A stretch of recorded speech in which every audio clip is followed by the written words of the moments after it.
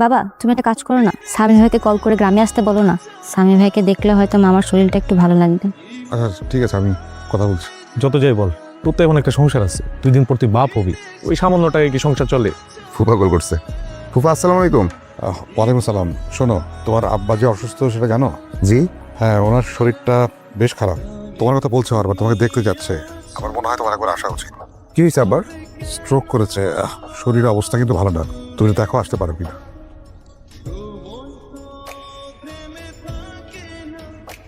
কিছু বলে নাই? আসবে নিশ্চয়।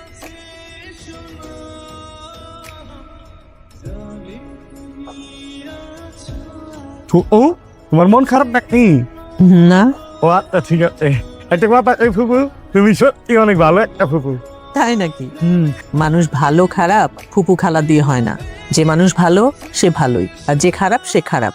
এখানে ফুপু খালার সাথে সম্পর্ক নাই। ফুপু এই যে তুমি যে কথা কইতা, এটা কিন্তু কথা না। মনে হইতাছে কি আমি বইয়ের পৃষ্ঠা পড়তা। তুই যে একটা কি না।